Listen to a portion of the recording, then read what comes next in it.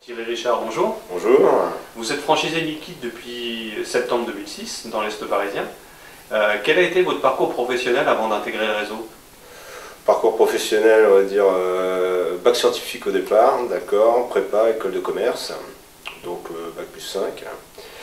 Derrière, ensuite, je travaillais pour une entreprise internationale, puisque c'est le groupe Nestlé, en fait, voilà, donc pour l'enseigne Buitoni. Donc je me suis orienté vers l'export, surtout. Donc j'ai fait 10 ans d'export, donc Grand Export et autres, pour différentes enseignes. Donc Nestlé au départ, puis après une enseigne de parfum, et puis finalement une enseigne de communication. Voilà, avec une coupure au milieu quand même, qui a été une création d'entreprise. Donc sur l'international, qui a duré pendant un an, juste à ma sortie d'école, et qui n'a pas été positive. Voilà. Pourquoi avoir choisi ce secteur d'activité pour vous lancer en franchise? Qu'est-ce qui vous a séduit chez Meal-Kit? Alors franchement, au départ, je me suis orienté vers le service et vers le marché immobilier, puisque le marché immobilier fonctionnait bien à cette époque-là, donc j'étais en grand développement. Donc je m'orientais plutôt vers les agences immobilières. D'accord, donc les agences immobilières, donc j'ai plutôt travaillé là-dessus. Et puis mon beau-père m'a parlé, en fait, il avait vu différents éléments, m'a parlé d'enseigne Meal-Kit, de son développement sur le marché français. Donc ça m'a intéressé, donc j'ai rencontré les franchiseurs, et puis leur discours m'a séduit, et puis les éléments qu'ils m'ont communiqués sur le réseau m'ont intéressé, quoi. Voilà. Est-ce que vous pouvez nous raconter le démarrage de votre point de vente et quels souvenirs vous en gardez 3 ans après? Très dur. Voilà. Donc, c'est-à-dire plus dur que je ne concevais. Bon, ce qui est normal avec une création d'entreprise.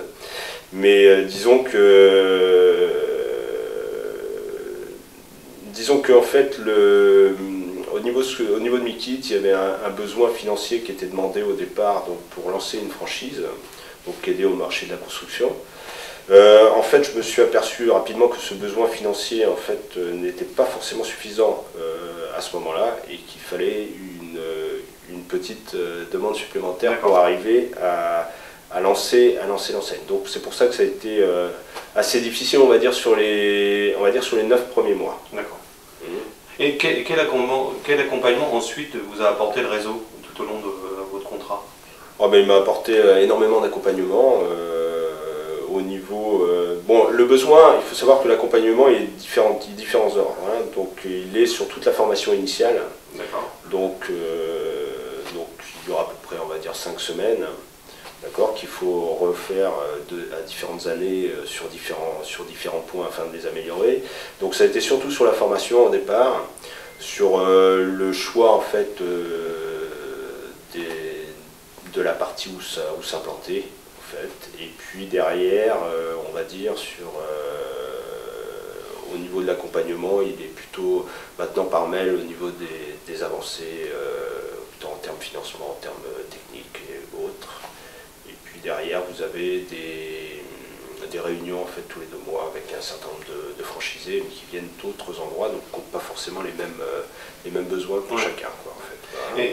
Et en conclusion, quel conseil vous donneriez à un futur franchisé qui souhaite se lancer chez Meal-Kit? Quel conseil? Alors bon, il faut savoir que l'état du marché actuel est peut-être un peu différent d'il y a 3 ans. Voilà, et puis bon, les conseils vont différer aussi d'une région à une autre. D'accord. Les conseils que je vais donner, c'est surtout de bien s'entourer. Voilà. Donc ça, c'est important parce que en fait, le marché de la construction, c'est un marché, on va dire, différent du marché des agences immobilières, c'est-à-dire vous construisez des maisons.